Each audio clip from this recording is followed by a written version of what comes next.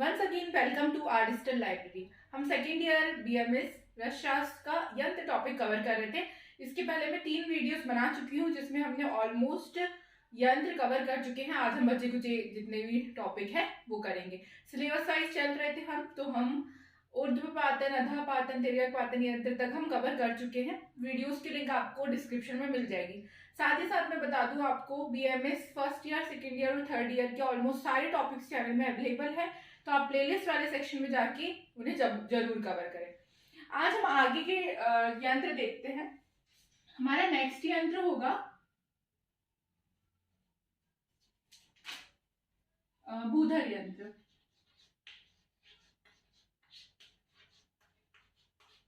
किस तरीके से यंत्र को पढ़ना है ये मैं आपको पहले वीडियो में बता चुकी हूँ। सबसे पहले हमको भूधर यंत्र के लिए, मान लीजिए जमीन का थोड़ा सा पार्ट है, तो यहाँ पर हमको पहले बालूका को बिछा देना है। बालूका यानी वेट, यानी कुछ भाग पे पहले आपको बालूका को बिछाना है। फिर आपको औषधियों को एक शराब यानी होता है कुछ इस टाइप का स्ट्रक्चर, एक कटोरी या प्याले टाइप का स्ट्रक्चर है जिसमें आपने कुछ द्रव्य पार्ट, जिसको आपको वर्धन करना है, पिघलाना है, वो वाला पार्ट आपने इसमें द्रव्य इस पे रख दिए। ये था द्रव्य। और फिर एक और शराब से इसको कवर कर दिया जाता है और दोनों के बीच में संधि बंद कर देते, तो इसको बोलते हैं शराब संपुट।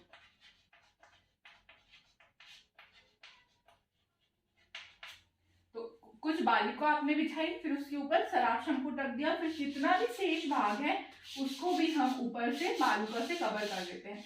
ऊपर वाला भाग भी बालूका से कवर कर दिया गया। देन इसके ऊपर हम उपले रखते हैं, जिसको आप कंडे भी बोलते हैं, उपले। और फिर इसमें अग्नि प्रज्वलित करवा दी जाती है, अग्नि उपलों में।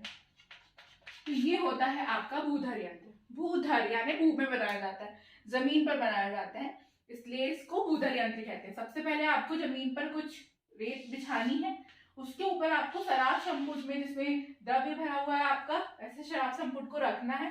फिर बचे कुछ पार्ट को भी आपको बालूका से कवर करके ऊपर इसमें उपलों में अग्नि दे देनी है। तो ये था आपका भूधर यंत्र। देन देखते हैं कि ये यूज किस चीज में होता है। तो पारद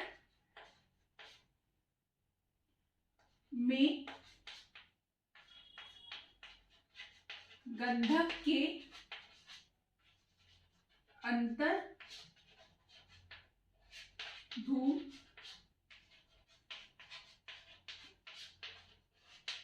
जारण के लिए ये इसका उपयोग था। इसकी मीनिंग क्या होती है, इसकी टेंशन आपको बिल्कुल नहीं लेनी है, बस उपयोग याद करना है कि पारद में गंधक के अंतर्धूम जारण के लिए हम भूधर यंत्र का यूज होते हैं। जब आप पारद पढ़ेंगे या गंधक पढ़ेंगे तो आपको ये जारण क्या है, अंतर्धूम जारण क्या है, ये सारी चीजें समझ में आ जाएंगी, तो इसके लिए परेशान होने की बिल्कुल जरूरत नहीं है। नेक्स्ट टॉपिक हम पढ़ेंगे पाताल यंत्र। सबसे अच्छा तरीका है कि आप डायग्राम से ही यंत्र को समझें और फिर अपने नोट्स बनाएं, ताकि आपको लॉन्ग लास्टिंग तक चीजें याद रहें। नेक्स्ट हम पढ़ेंगे पाताल यंत्र।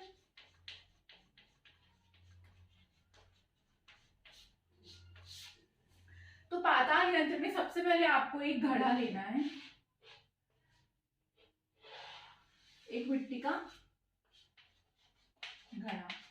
इसका जो फेस है आपको एक प्लेट से इस तरीके से, मतलब आप मिट्टी की, क्या बोल सकते हैं उसको, मिट्टी का शराब, प्लेट ही बोलते हैं, मतलब इसको तो आयुर्वेद में हम शराब ही बोलते हैं प्लेट को। एक मिट्टी के शराब से इसको कवर कर देना, पर उस शराब में एक छिद्र होना चाहिए बीचों बीच, ऐसा शराब है। और इसके बीच में आपको अच्छी तरीके से संधि बंद कर देना, यानी ये जो घड़ा है वो मिट्टी के शराब से कवर अप रहेगा, जिसमें बीच में एक छेद है शराब में, इस तरीके से रखना है। अब इसके नीचे आपको एक औंधा पात्र रख देना है, ये एक पात्र है, यानी कलेक्शन के लिए पात्र है। फिर अब ये जो पात्र है इसको आपको, और ये जो पात्र था इसको आपको जमीन के अंदर गाड़ देना है, मटका ऊपर रहेगा, ठीक है। एक घड़ा लिया हमने, उसको यहाँ पर एक शराब से जिसमें छिद्र था उससे कवर अप किया, संधि बंधन कर दिए, और फिर उसको एक औंधे पात्र में मतलब एक पात्र में ऐसा औंधा रख दिया, उल्टा रख दिया, और जो पात्र था उसको हमने जमीन के अंदर गाड़ दिया। यहां तक आपको बात समझ में आई। देन जितना भी बचा हुआ यहाँ का पार्ट था उसको आपको कवर अप कर देना है मिट्टी से, बालूका से, और इसके ऊपर आपको उपलों से पूरा ढक देना है। पूरा ऊपर का जितना भी पार्ट रहेगा वो उपलों से कवर अप रहेगा और हम उसमें अग्नि प्रज्वलित करेंगे। अब इसके अंदर जो होता है, इस घड़े के अंदर आपको जो भी द्रव्य का आपको एक्सट्रैक्ट चाहिए वो इसके अंदर भरा जाता है। ठीक है, जब आप अग्नि देंगे तो यहाँ से ये पिघल कर बूंद बूंद टपक के यहाँ पे उसका जो एक्सट्रैक्ट है, जो तेल भाग है, वो आपको इस पात्र में कलेक्ट होगा। तो ये था आपका पाताल यंत्र। होप क्या आपको समझ में आया होगा। सबसे पहले आपको मिट्टी की हांडी लेनी है, घड़ा लेना है, उसको मिट्टी की शराब से छिद्र युक्त हो जिसको उसे ढक देना है, फिर उसको एक पात्र के ऊपर रखना है औंधा करके, और वो पात्र जो था वो जमीन के अंदर होना चाहिए, और जो हमारा हांडी था उसमें हम द्रव्य भाग को भरते हैं, और उसके ऊपर साइड जितना भी पार्ट बचा हुआ है वहां पर उपलो में अग्नि प्रज्वलित कर देते हैं।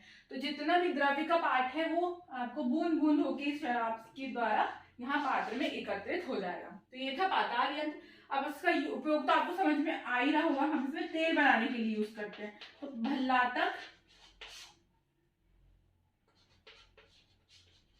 तेल पातन हेतु। सेकेंड पॉइंट आता है इसमें विश्वामित्र तेल। विश्वामित्र तेल पातन हेतु। विश्वामित्र मतलब होता है नारियल की जो खोपड़ी होती है, मतलब नारियल, उसके तेल के लिए। तो हम इसका उपयोग तेल बनाने के लिए करते हैं, जो भी ड्राई चीजें होगी उसका। तो ये था पाताल यंत्र। होप क्या आपको समझ में आया हो।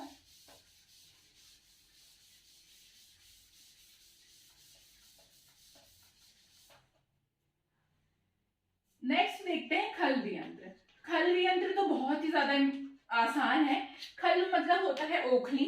जनरली हम इसमें रसादी द्रव्य को सुखपूर्वक मर्दन करने के लिए, कूटने वगैरह के लिए यूज करते हैं।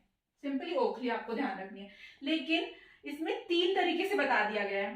अब सबसे पहले तो ये बनी किस चीज की होती है, तो ये क्वेश्चन आता है।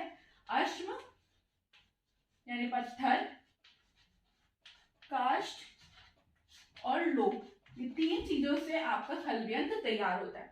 तो पहला खल्व यंत्र जो है वो है आपका अर्धचंद्राकार। अर्धचंद्राकार खल्व यंत्र।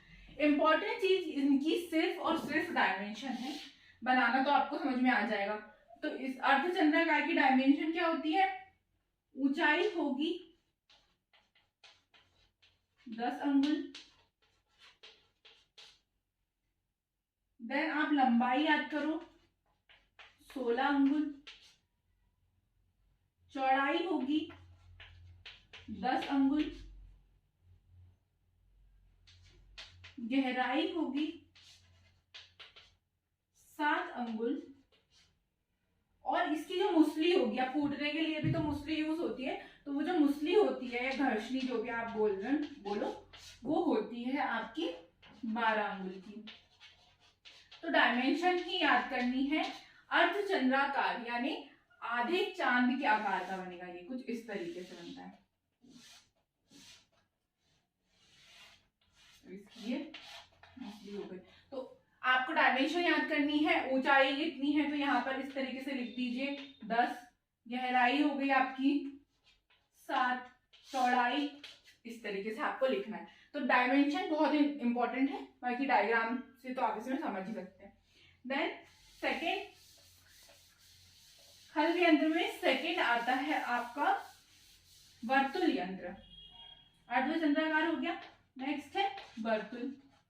तो वर्तुल जो है उसकी चौड़ाई आपको मिलती है 12 अंगुल और गहराई मिलती है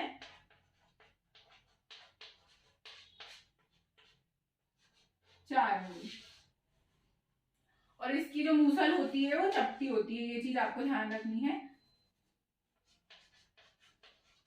मूसल जो होगी वो चपटी होती है। तो ये इस तरीके का होता है। अब इसको ये कुछ ऐसा बनता है,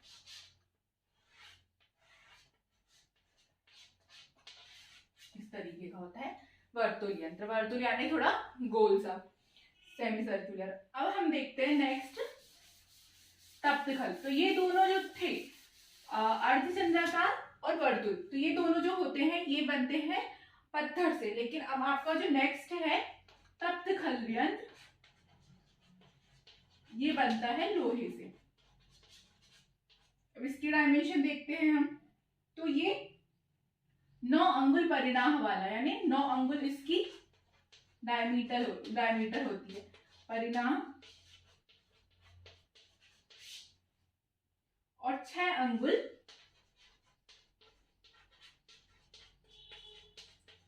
गहरा होता है। और इसकी जो मुसली होती है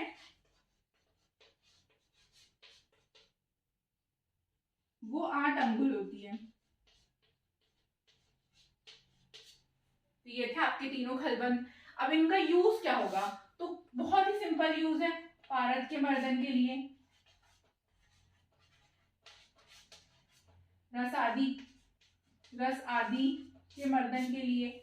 ये सारी चीजें आप इनमें यूज कर सकते हो। मूर्छन संस्कार में ये सारी चीजें आप इसमें लिख सकते हो। तो ये तो बहुत ही आसान था। खलयंत्र बुक से आप अच्छी तरीके से इसकी डिटेलिंग देख सकते हैं। अब हम नेक्स्ट देखते हैं।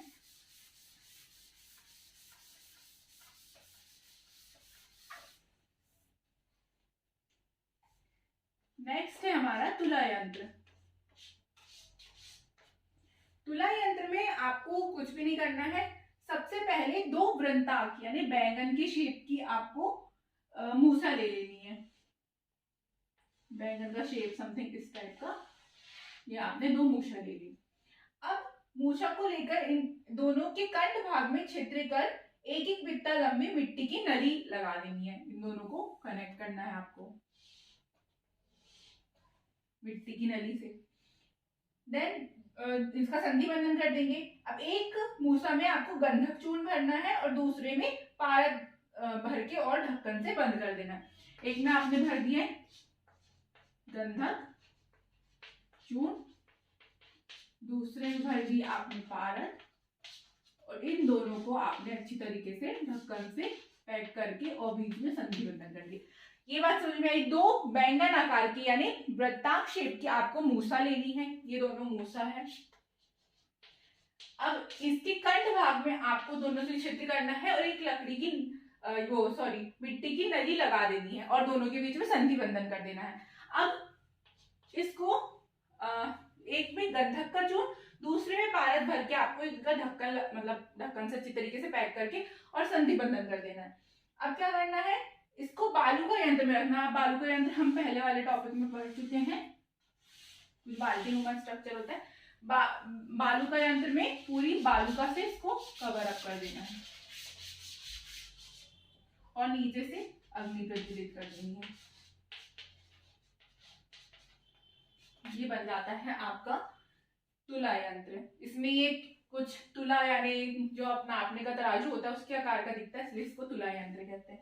इसका यूज कहाँ होगा? पारद, मनाशिला या गंधक जारण के लिए। तो ये था इसका यूज, बहुत ही आसान था। अब देखते हैं लास्ट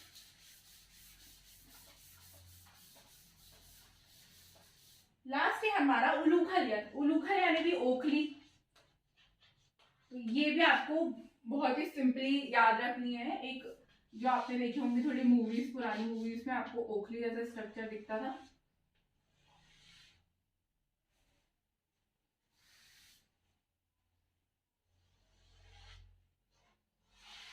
कुछ इस तरीके का रहता है। सिंपल उलूखल है। इसकी जो ऊंचाई होगी वो होगी 16 अंगुल। इसमें भी आपको सिर्फ डायमेंशन याद रखनी है।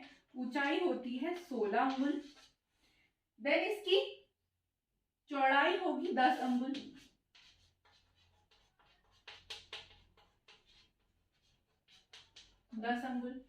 देन इसकी गहराई होती है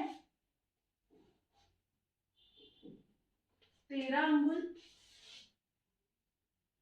और ये 3 चीज इसके लिए हो गई। और जो लोअर डंड होगा जिससे आप कूटेंगे, समझ लीजिए कुछ इस तरीके का, ये होता है 20 अंगुल का लोह दंड थाली।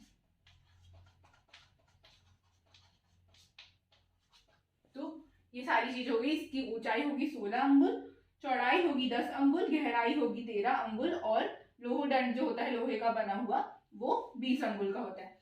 ये उलूखल यंत्र लोहे से निर्मित होता है, अयस्क निर्मित बोलते हैं इसको। लोहे का पर्याय होता है अयस्क, तो अयस्क निर्मित होता है। बीच में थोड़ा सुकील यानी सकरा होता है, ऊपर से चौड़ा होता है और स्मूथ होता है, और कूटने वगैरह के काम आता है। किसी भी चीज को कूटना हो, आपको बारीक करना हो, उसके लिए यूज होता है। तो ये था इसका उपयोग। तो हमने पूरा का पूरा यंत्र टॉपिक कवर कर चुके हैं। होप कि आपको समझ में आया होगा। जितने भी प्रीवियस वीडियोस थे उसकी लिंक मैं आपको डिस्क्रिप्शन में प्रोवाइड करवा दूंगी। आपको नेक्स्ट क्या टॉपिक पढ़ना है, क्या समझना है, आप मुझे कमेंट सेक्शन में बता सकते हैं। Thank you so much. Stay connected with our digital library for more videos.